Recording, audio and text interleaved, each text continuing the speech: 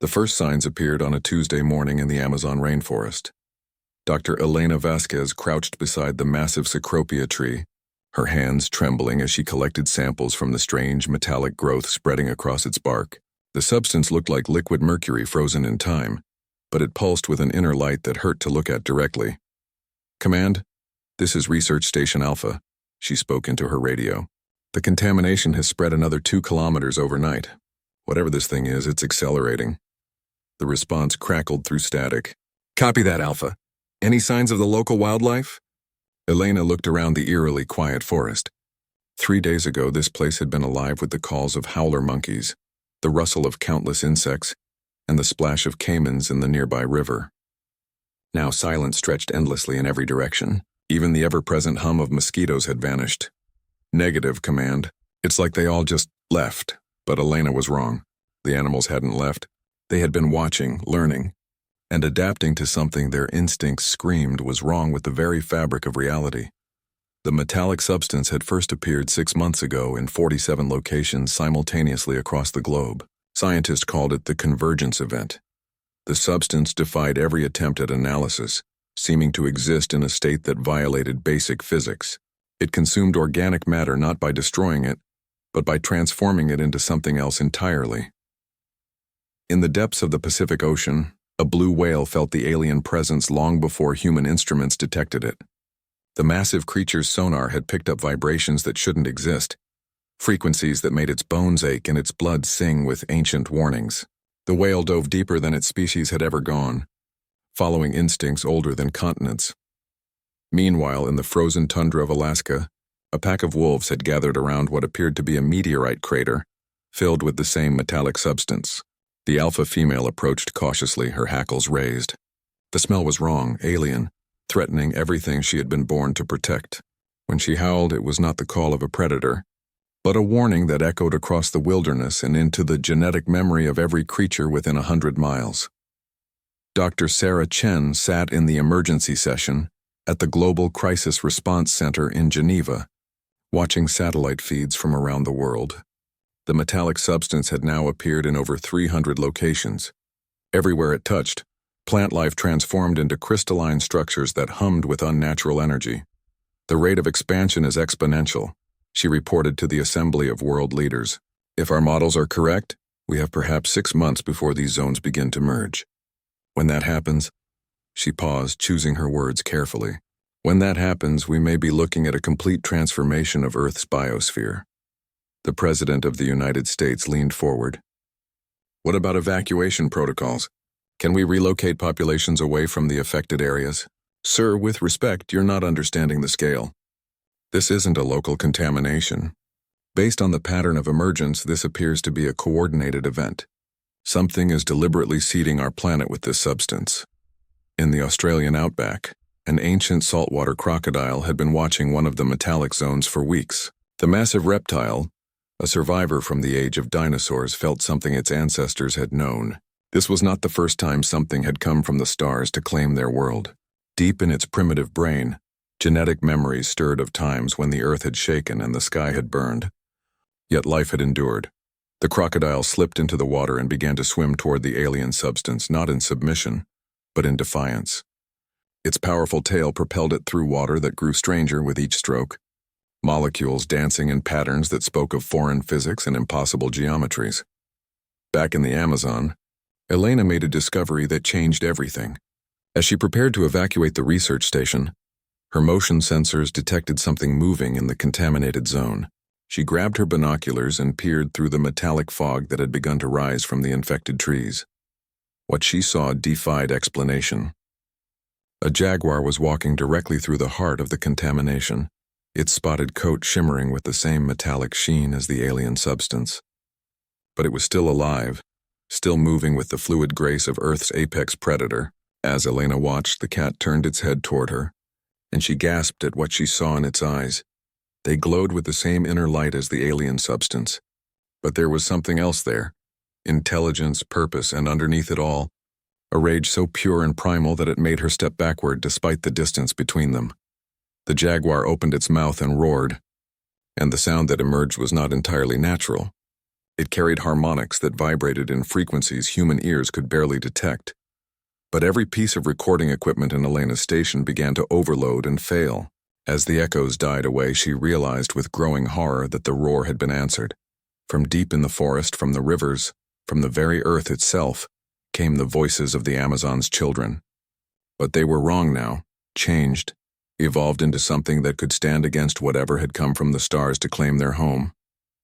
Elena grabbed her emergency beacon and began her final transmission. "Command, this is Alpha Station. The animals didn't flee the contamination. They're adapting to it. And I think they're preparing for war." As she spoke, the metallic substance on the trees around her station began to pulse faster, and somewhere in the distance, she could hear the sound of massive wings beating against air thick with alien energy. Earth's creatures had received their challenge from the cosmos, and they were about to show the universe what it meant to threaten their world. The extinction event had begun, but it would not proceed as the cosmos had planned.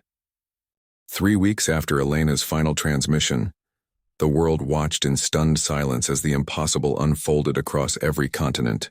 The metallic contamination zones had not expanded as predicted. Instead, they had stabilized, forming perfect geometric patterns that stretched across landscapes like vast alien circuit boards. General Marcus Stone stood in the Pentagon's Crisis Management Center, staring at satellite feeds that showed scenes from another world. In what had once been Yellowstone National Park, a herd of bison moved through crystalline forests that pulsed with otherworldly light. But these were not the same creatures that had roamed the American plains for millennia. The bison had grown larger, their massive frames crackling with bioelectric energy that arced between their horns. Their eyes glowed with the same metallic sheen as the alien substance. But there was something distinctly earthly in their movements, a stubborn determination that spoke of adaptation rather than surrender. "Sir," his aide approached cautiously, "we're receiving similar reports from every contaminated zone. The animals aren't dying. They're changing." In the depths of the Mariana Trench, something unprecedented was occurring. The blue whale that had first sensed the alien presence now moved through water thick with metallic particles, its massive body transformed into a living conductor of energies that human science could barely comprehend. Its songs had changed, becoming complex mathematical equations that resonated through the ocean depths, calling to others of its kind.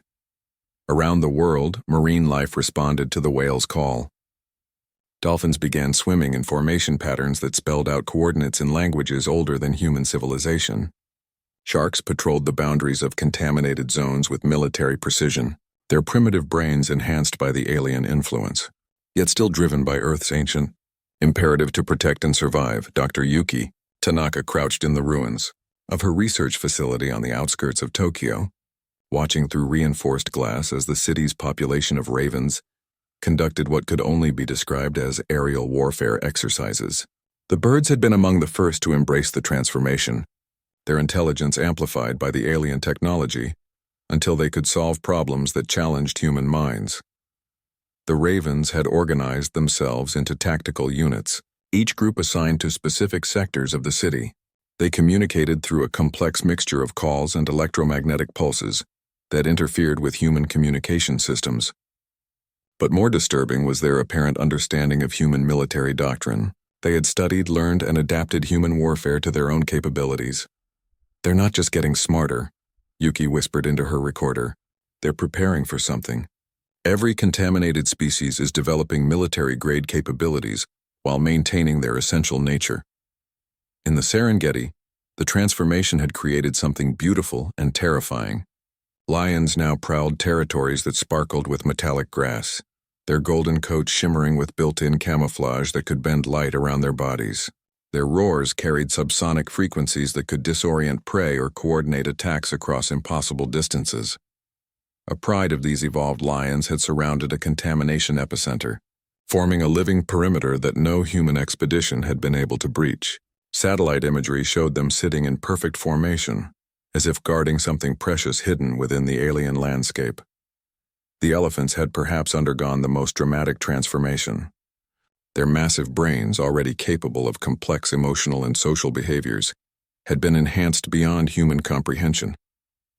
They moved with purpose across the African plains, using their trunks to manipulate the metallic growths like living tools.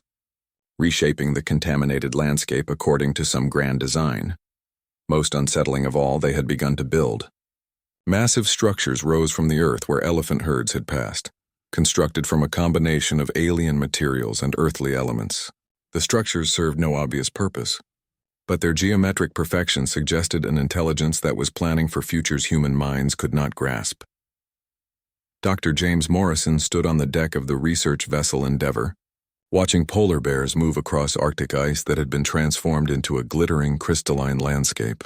The bears had adapted to walk on surfaces that should have been impossible to navigate, their paws somehow finding purchase on material that defied friction as humans understood it. "Radio transmission coming in," his communications officer called out.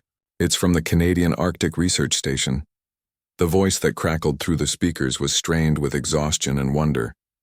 "This is Dr. Emma Walsh at Ellesmere Station. We've made contact with the transformed polar bears. They're communicating with us." Morrison grabbed the radio. "That's impossible, Emma. How?" "Mathematics, Jim. They're using ice formations to create complex equations. We think they're trying to explain what's happening to them, what's happening to Earth." The implications were staggering. The alien substance wasn't just changing Earth's creatures physically. It was elevating their consciousness, giving them the tools to understand and fight back against whatever cosmic force had seeded their world. In the Amazon, where it had all begun, Elena's abandoned research station had become the center of something unprecedented. The jaguar she had witnessed was no longer alone. Hundreds of transformed creatures had gathered in the contaminated zones, forming an alliance that crossed every natural boundary. Predators sat peacefully beside prey, united by something greater than their evolutionary programming. Jaguars worked alongside capybaras, harpy eagles perched next to sloths, and massive anacondas coiled around trees where colorful toucans had built impossibly intricate nests. They were all watching the sky, waiting for something that their enhanced senses could detect, but human instruments could not. Their eyes tracked objects in the cosmic dark, calculating trajectories and preparing defenses for a war that had not yet begun. The transformed creatures of Earth had realized what human scientists were only beginning to understand. The metallic substance was not an invasion force. It was a weapon system, left behind by a previous cosmic extinction event. It had been seeded across the galaxy, lying dormant until conditions were right for activation. But the alien architects of this weapon had made one crucial miscalculation. They had underestimated the adaptability and stubbornness of Earth life. Instead of destroying the planet's ecosystem, their weapon had enhanced it, creating an army of defenders who combined alien technology with 4 billion years of evolutionary persistence. The animals of Earth had been chosen not for extinction, but for evolution, and they were preparing to show the cosmos that this small blue planet would not surrender, without a fight that would echo across the stars. 6 months after the first contamination zones appeared, humanity's greatest radio telescopes detected something that made every scientist on Earth question the fundamental nature of reality. The signal didn't come from deep space as expected. It came from Earth itself. Dr. Rebecca Hayes stood in the control room of the Arecibo Observatory Replacement Facility, watching data streams that defied every protocol she had learned in 20 years of searching for extraterrestrial intelligence. The radio waves were emanating from every contaminated zone simultaneously, creating a planet-wide transmission array that dwarfed anything human technology could produce. "The mathematical structure is incredible," she breathed, studying the patterns scrolling across her screens. "It's like the entire planet has become a single organism trying to communicate with something in deep space." What she didn't know was that in the Alaskan wilderness, the wolf pack that had first encountered the alien substance was leading this cosmic conversation. The alpha female stood at the center of a contamination zone that had grown into a massive natural amphitheater. Her howl no longer just sound, but a complex electromagnetic transmission that carried messages encoded in frequencies beyond human comprehension. Around her, wolves from across North America had gathered. Their pack mentality evolved into something approaching a hive mind. They sang together in harmonies that generated radio waves, their voices combining with the metallic landscape to create transmission beams aimed at specific coordinates in space. They were not calling for help. They were issuing a warning. In the depths of the Pacific, the blue whale that had first sensed the alien presence had become something approaching a living submarine. Its massive body now served as a biological sonar array that could map gravitational distortions across the solar system. The whale had detected incoming objects that human satellites had not yet noticed, massive shapes moving between the outer planets with deliberate purpose. The whale's song had evolved into a complex tactical briefing, shared simultaneously with every ocean on Earth. Dolphins translated the information into rapid-fire acoustic pulses that traveled along underwater fiber optic cables made from crystallized algae. Sharks patrolled designated coordinates, their enhanced senses detecting quantum fluctuations that indicated approaching spacecraft using faster-than-light travel marine. Ecosystems had transformed into a planetary defense network that made human military systems look primitive by comparison. Commander Sarah Mitchell sat in the International Space Station, watching through reinforced windows as something impossible unfolded below. The contaminated zones across Earth had begun to glow brighter, their metallic surfaces reflecting light in patterns that created massive symbols visible from orbit. "Ground control, are you seeing this?" she transmitted. "The entire planet looks like it's covered in warning signs." The response from Houston was tense. "We see it, Commander. We're also picking up massive electromagnetic interference from the surface. Whatever the animals are doing down there, it's affecting our satellite networks." What they couldn't see was the intricate coordination taking place across every continent. In Africa, elephant herds had linked their massive structures into a continental communication network. The geometric buildings they had constructed were actually sophisticated antenna arrays, designed to amplify and focus the radio signals being generated by other species. The elephants had become Earth's military engineers, using their enhanced intelligence to design weapons systems from living material. They shaped trees into missile launchers, programmed swarms of insects to serve as reconnaissance drones, and turned water sources into focusing lenses for energy weapons powered by the metallic contamination. In the Amazon, the coalition of transformed creatures had discovered something that changed everything. Deep within the most heavily contaminated zone, they had found the source of the metallic substance. It wasn't a weapon, as human scientists had theorized. It was a laboratory. The jaguar that Elena had first witnessed now possessed intelligence that rivaled human genius, enhanced by predatory instincts honed by millions of years of evolution.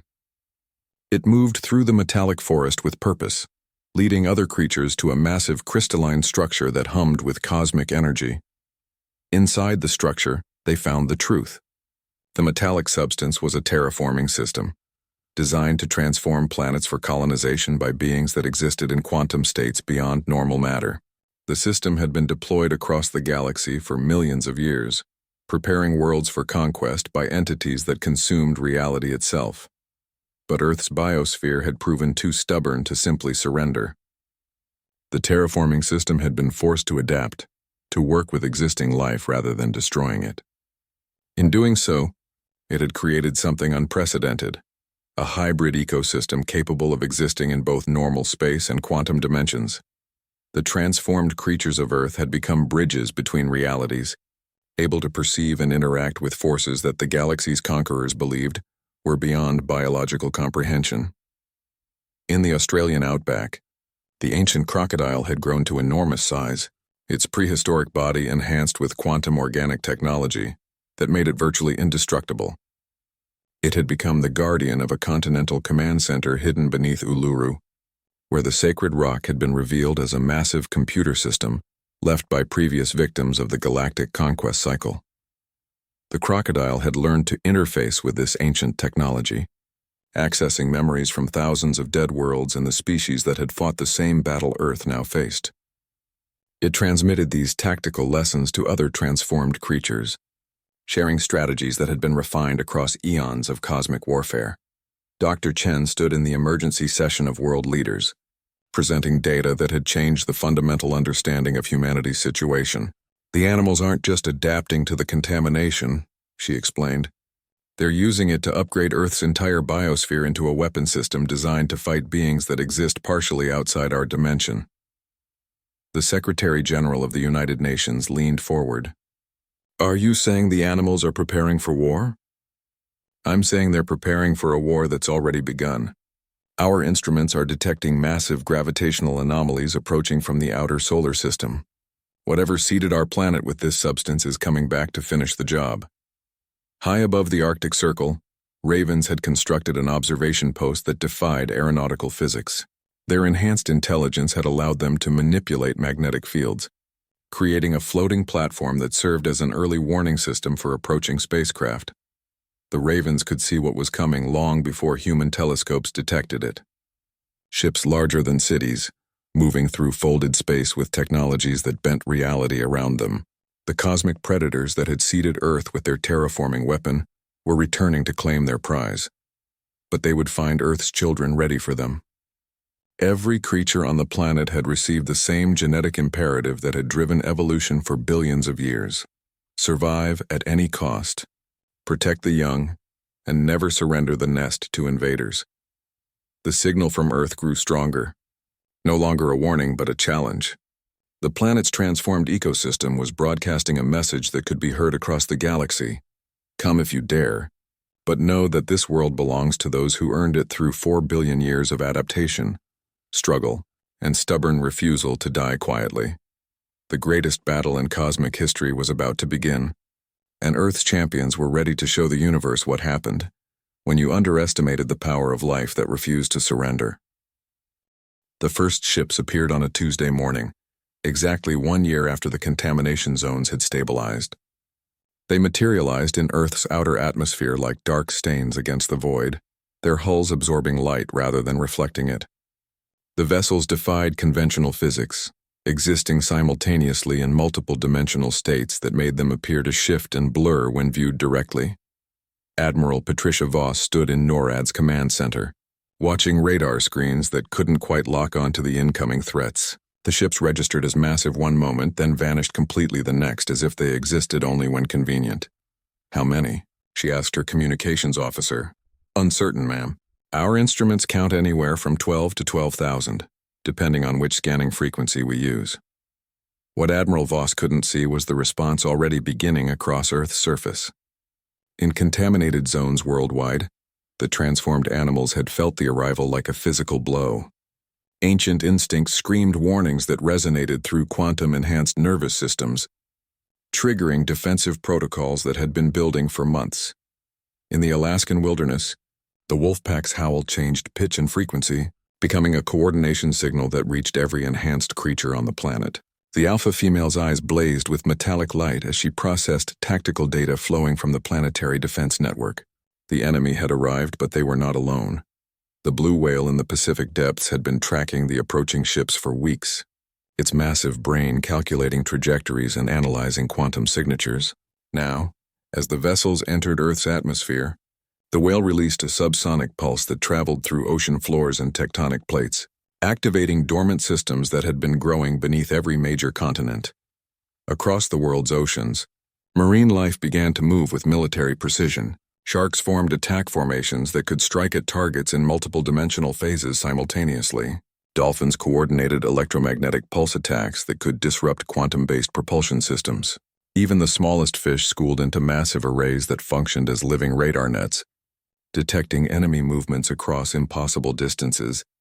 The first alien probe descended through Earth's atmosphere like a falling star, its crystalline hull designed to analyze planetary defenses before the main invasion began. It expected to find a world weakened by the terraforming process, its native life either extinct or transformed into compliant servants.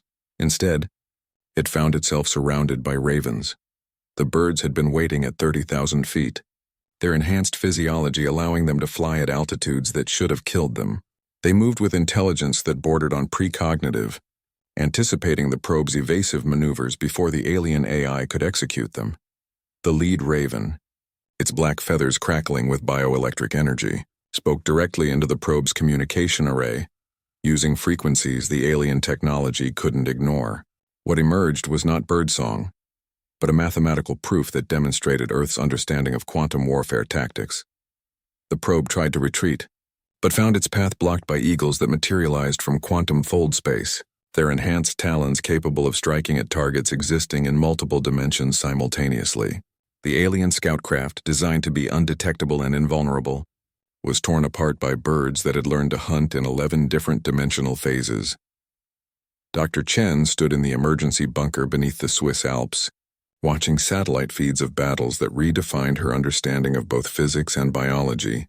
Across Africa, elephant herds had activated their massive antenna arrays, generating focused beams of quantum energy that reached into space and began dismantling the cloaking systems of the alien fleet. "My God," she whispered, watching elephants coordinate attacks with mathematical precision that human military strategists couldn't match. "They're not just defending. They're conducting a counter-invasion." The aliens' second wave consisted of harvester drones designed to collect biological samples before the main terraforming process began. These machines descended toward major population centers, confident in their superiority over primitive planetary defenses. They had not anticipated the jaguar. In the Amazon, the great cat had grown beyond recognition, its spotted coat now a living interface that allowed it to control the entire contaminated ecosystem as a single weapon system. When the harvester drones approached the rainforest, they found themselves facing something unprecedented in galactic conquest. A single biological entity with the processing power of a planet-wide computer network. The jaguar didn't roar. It simply thought, and the entire Amazon basin responded. Trees launched themselves skyward like living missiles, their trunks hardened by metallic enhancement until they could puncture starship hulls. Swarms of transformed insects became guided projectiles that sought out the quantum processing cores of enemy drones. Massive anacondas stretched between dimensions, striking at targets that existed partially outside normal space. The harvester drones found themselves not harvesting, but being harvested. The Jaguar's enhanced intelligence analyzed their technology in real time, incorporating useful elements into Earth's defense network while discarding the rest as inferior design. In the Australian outback, the ancient crocodile had become something approaching a living god of war. Its massive form moved through landscapes that shifted between dimensions, accessing weapon systems built from principles that predated the current cycle of galactic conquest. When alien bombardment ships attempted to sterilize the continent from orbit, they found their energy beams redirected by crystalline formations that the crocodile had grown from its own enhanced biology. The creature had learned to manipulate space-time itself, creating gravitational lenses that focused enemy fire back at its source. Admiral Voss watched in stunned silence as the alien fleet, previously invisible to human sensors, began appearing on her screens in increasingly damaged condition. "What the hell is happening out there?" Her answer came from an unexpected source. The ravens that had destroyed the first alien probe had learned to interface with human communication systems. Their leader spoke through the NORAD speakers in a voice that combined birdsong with mathematical certainty. "Earth. Children fight cosmic old death." The raven explained in language simplified for human comprehension. "Star killers come to take nest. We show them error of assumption." The aliens' third wave represented their most dangerous weapon, reality viruses designed to rewrite the fundamental laws of physics in localized areas. These weapons had never failed, capable of transforming matter itself into quantum foam that could be reshaped according to alien specifications they had never encountered. Earth's whales, the blue whale, had grown beyond mere physical enhancement. Its consciousness now spanned multiple dimensional states, allowing it to exist simultaneously in the depths of Earth's oceans and the quantum substrates that underlied reality itself. When the reality viruses struck, they found not defenseless matter, but a biological immune system that could fight on conceptual levels. The whale sang, and its song rewrote the virus's programming, turning weapons of cosmic destruction into tools of biological enhancement. Across Earth's oceans, marine life began to evolve in real time, developing capabilities that made them immune to reality manipulation. The alien fleet, faced with defenses they had never encountered in millions of years of galactic conquest, began to retreat toward the outer system. But they had underestimated Earth one final time. The transformed creatures of the planet had learned not just to defend, but to pursue. Whales breached from quantum dimensions directly onto alien ship hulls. Ravens materialized inside enemy command centers, their enhanced intelligence allowing them to hack alien technology faster than artificial minds could respond. Elephants generated gravitational beams that pulled retreating vessels back into Earth's defensive sphere. The first contact between Earth and galactic civilization had begun with an attempted extinction. It was ending with something unprecedented in cosmic history, the hunters becoming the hunted, and the victims becoming the victors. The galaxy was about to learn that some planets didn't surrender quietly to extinction. Some fought back so fiercely that the very concept of conquest became obsolete. 3 days after the failed alien assault, Earth's transformed animals did something that had never occurred in the recorded history of galactic warfare. They followed their attackers home. The blue whale was the first to breach the dimensional barriers that separated normal space from the quantum highways used by galactic civilization. Its massive consciousness, now expanded beyond physical limitations, discovered that the alien terraforming technology had given it access to transportation networks spanning the entire galaxy. Dr. Chen watched from the emergency command center as impossible readings flooded her instruments. "The whale is moving through folded space," she reported to the assembled world leaders. "It's using alien technology against them, but maintaining its essential biological nature." What she couldn't see was the whale's perspective as it swam through dimensions that had no name in human language. The creature moved between stars like it once moved between ocean currents, following quantum signatures left by the retreating alien fleet. Its enhanced echolocation could map gravitational distortions across light years, turning the galaxy itself into a vast hunting ground. The whale was not alone. Ravens had discovered they could ride the quantum wake left by the massive marine mammal, their consciousness compressed into data streams that traveled faster than light while maintaining their predatory instincts. They emerged from dimensional rifts near alien outposts, bringing with them the accumulated hunting wisdom of Earth's apex predators, enhanced by cosmic-level intelligence. On Kepler 442b, a world that had been strip-mined for resources by the Galactic Conquest machine, automated systems detected impossible energy signatures approaching from Earth's direction. The planet's artificial intelligence, designed to process terraforming data from thousands of worlds, struggled to classify what it was seeing. The readings suggested massive biological entities moving through quantum space, using technologies that shouldn't exist. Even more disturbing, these entities seemed to be learning and adapting to galactic technology faster than the AI could update its defensive protocols. The first Earth creature to make planetfall was a raven. It materialized inside the planet's central processing facility, its enhanced intelligence immediately interfacing with alien computer systems. Within nanoseconds, it had downloaded the complete history of galactic conquest operations, including the locations of every world that had fallen to the terraforming process. The raven spoke, its voice now carrying the authority of a species that had learned to think in cosmic terms. 37 billion worlds consumed, 40 trillion species extinct. This ends now. Before the planetary AI could respond, the quantum dimensions around Kepler 442b erupted with life. Whales breached into the planet's atmosphere, their massive forms supported by gravitational manipulation that turned their bodies into living weapons platforms. Sharks materialized in the planet's artificial oceans, their enhanced biology allowing them to survive in environments toxic to Earth life. Eagles descended from orbital altitudes, their talons now capable of tearing through materials harder than diamond. But the most terrifying arrival was the jaguar. The great cat stepped out of quantum fold space with casual grace, its spotted coat shifting through dimensional phases that made it appear to exist in multiple locations simultaneously. It had followed the scent trail of its planet's attackers across impossible distances, driven by predatory instincts that now operated on galactic scales. The jaguar looked around at the devastated world, its enhanced senses reading the quantum echoes of billions of extinct species. When it roared, the sound carried harmonics that resonated through dimensional barriers, reaching every world where the galactic conquest machine had left its mark. It was a hunting call, and it was answered. Across the galaxy, on worlds that had been transformed into resource extraction facilities, dormant terraforming systems began to reactivate. But something was different this time.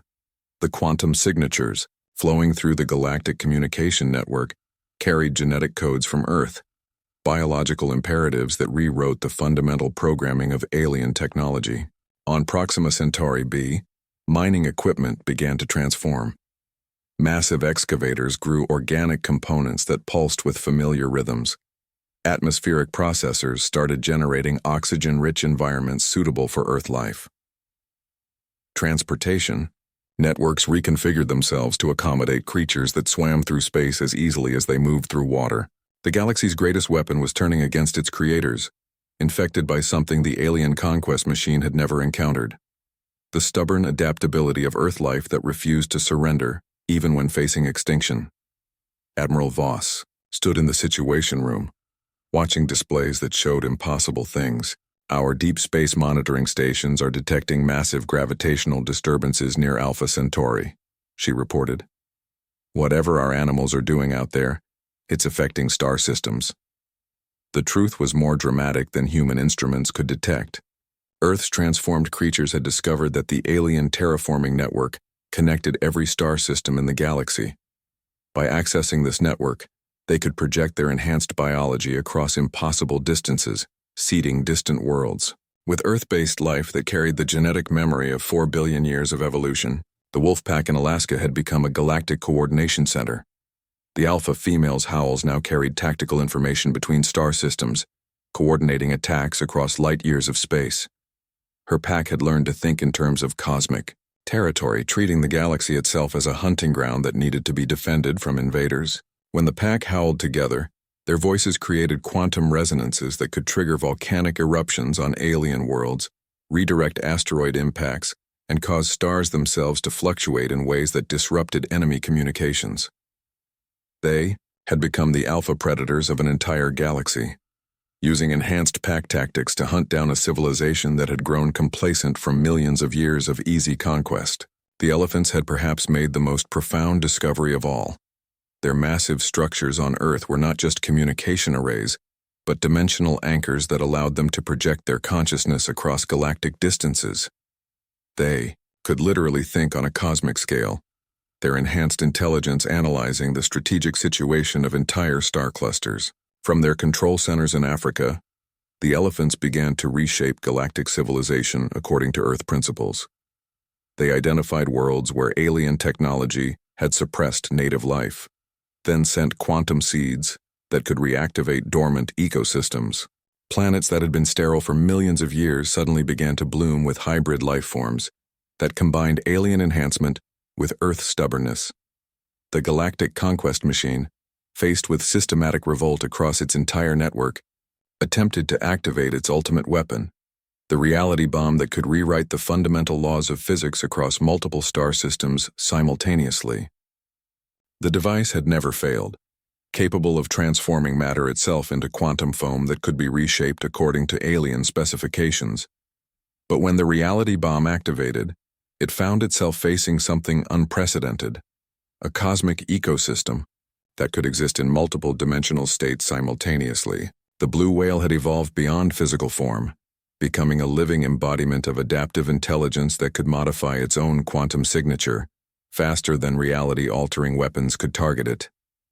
When the bomb struck, the whale absorbed its energy and used it to enhance Earth's galactic communication network. Across thousands of star systems, the message was received simultaneously. Earth's children had not just survived galactic conquest, they had conquered the galaxy itself, transforming a network of oppression into a framework for universal cooperation, based on biological diversity rather than technological domination. The hunt was complete. The galaxy's greatest predators had become its greatest protectors, and the extinction that had come from the stars had been transformed into an explosion of life that would echo across cosmic time. The age of galactic conquest was over. The age of cosmic cooperation had begun, guided by the simple principle that had driven Earth evolution for billions of years. Life finds a way, and life protects life. 1 year after Earth's creatures had transformed galactic civilization, Dr. Elena Vasquez stood in what had once been her abandoned research station in the Amazon. The forest around her hummed with energy that bridged multiple dimensions, its trees growing in impossible spirals that reached toward stars whose light carried messages from distant worlds. The jaguar that had started it all approached through the metallic undergrowth, its form now existing in several dimensional states simultaneously. When it looked at Elena, She saw in its eyes the accumulated wisdom of 1,000 worlds that had learned to live rather than merely survive. "You understand now?" The jaguar spoke, its voice carrying harmonics that translated directly into Elena's consciousness. "What we thought was extinction was actually evolution on a scale beyond imagination." Elena nodded, watching as creatures from dozens of star systems emerged from quantum fold space to explore their new home in the Amazon. Lion-like beings from the Vega system moved alongside Earth's transformed jaguars. Whale analogs from distant ocean worlds swam through air thick with interdimensional currents. Ravens shared branches with avian intelligences that had evolved in the rings of gas giants. The galaxy had become a vast nature preserve, but one where nature included technologies that made faster-than-light travel as simple as walking between trees. In the depths of Earth's oceans, the blue whale had become something approaching a living deity of cosmic proportions. Its consciousness now spanned multiple galaxies, coordinating with similar entities that had emerged on worlds throughout the universe. The whale's songs could be heard across impossible distances, carrying messages of cooperation and mutual support between civilizations that had learned to value life over conquest. Dr. Chen stood on the observation deck of humanity's first interstellar research station, orbiting a star system where 3 different biospheres had learned to coexist in the same space. Through quantum enhancement, worlds that should have been mutually exclusive environments now shared the same orbital zone, their different forms of life existing in harmonic dimensional frequencies. "The mathematics are beautiful," she whispered to her assistant, watching as creatures of pure energy danced with beings of crystallized thought, while Earth's ravens provided tactical coordination that kept the complex ecosystem stable. "They've turned the galaxy into a single, impossibly diverse biosphere." The wolves of Alaska had become the galaxy's peacekeeping force, their pack instincts scaled up to cosmic proportions. When conflicts arose between different forms of life, the wolf packs could project their consciousness across light years to mediate disputes using enhanced pack dynamics that ensured every species felt protected and valued. The alpha female now stood on mountaintops that existed simultaneously on Earth and a dozen other worlds, her howl carrying messages of territorial cooperation that prevented the kind of resource conflicts that had driven the previous cycle of galactic warfare. On worlds that had been sterile for millions of years, elephants had begun the greatest construction project in cosmic history. They were building networks of living cities that could exist in multiple dimensional phases, allowing creatures from incompatible environments to share the same spaces without conflict. These elephant-engineered metropolises grew rather than being constructed, their organic architecture adapting continuously to accommodate new species that joined the galactic community. Each city was a masterpiece of biological engineering that proved cooperation could create wonders that surpassed anything achieved. Through conquest, the Ravens had perhaps found their greatest purpose in their new role as galactic librarians. Their enhanced intelligence allowed them to catalog and preserve the knowledge of every civilization that had ever existed, including those that had been destroyed during the Age of Conquest. They built archives that existed in quantum dimensions, ensuring that no species' wisdom would ever be lost again. When young civilizations developed interstellar capabilities, they were greeted not by conquerors but by ravens who offered them the accumulated knowledge of cosmic history and the choice to join a galactic community based on mutual support rather than domination. Admiral Voss had retired from military service, her skills redirected toward coordinating Earth's participation in galactic civilization. She stood in a command center that existed simultaneously on Earth and in orbit around the galactic core, watching as former enemy ships were transformed into seed vessels that carried Earth life to worlds that needed biological diversity. "Status report on the Andromeda expedition," she requested from her hybrid human-raven communications. "Officer, the Whale Scouts report successful. Contact with 12 civilizations in the neighboring galaxy," came the reply in harmonics that carried emotional undertones of wonder and excitement. "They're requesting Earth biodiversity packages to help establish their own version of our cooperative network." The transformation was spreading beyond the Milky Way, carried by Earth creatures who had learned to swim between galaxies as easily as they once moved between continents. Dr. Yuki Tanaka worked in laboratories that existed in folded space, studying the quantum biology that had emerged from the fusion of Earth evolution and alien technology. Her research focused on understanding how consciousness could be distributed across multiple dimensional states while maintaining individual identity. We're not just studying evolution anymore, she explained to her students, who included beings from 17 different star systems. We're studying the evolution of evolution itself, how life adapts to possibilities that transcend physical reality. Her latest discovery involved creatures that could exist as pure information while maintaining biological instincts, opening possibilities for life forms that could survive the heat death of the universe by existing in the quantum foam that underlay reality itself. The ancient crocodile in Australia had become the galaxy's living memory. Its consciousness expanded to contain the complete history of cosmic development. When civilizations needed to understand their place in the larger flow of existence, they consulted with the crocodile, whose answers came from the perspective of deep time and patient wisdom. Through the crocodile's guidance, species learned to think in terms of cosmic ecology, understanding their role in maintaining the balance between order and chaos that allowed complex life to flourish on universal scales. Elena walked through the Amazon forest that now connected to similar environments on thousands of worlds, following paths that could lead to alien jungles where different forms of chlorophyll created rainbows of photosynthetic color. The jaguar moved beside her, occasionally shifting into dimensional phases that allowed it to check on distant territories that spanned multiple star systems. Was this always the plan? Elena asked. Did Earth's biosphere know this would happen? The jaguar's purr carried undertones of cosmic amusement. Life doesn't plan. Life adapts. But adaptation on a cosmic scale looks like planning to species that think in linear time. Earth's children simply did what they had always done. They refused to die quietly when something threatened their home. Above them, whales swam through air thick with quantum currents, their songs carrying messages between galaxies. Ravens built nests that existed in 11 dimensions, raising young that would never know a universe where life fought against life instead of supporting it. Elephants tended gardens that grew on the surfaces of stars, nurturing ecosystems that turned nuclear fusion into biological energy. The galaxy had learned that extinction events were not endings, but transformations, cosmic evolutions that created new possibilities for life to flourish in ways previously unimaginable.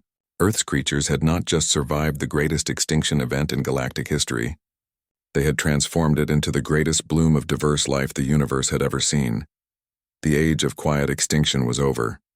The age of loud, joyful, stubbornly persistent life had begun, and it would echo through cosmos and time until the last star burned out, and perhaps beyond even that ultimate boundary. Earth's beasts had refused to die quietly, and in doing so, they had taught the universe how to live loudly, proudly, and together.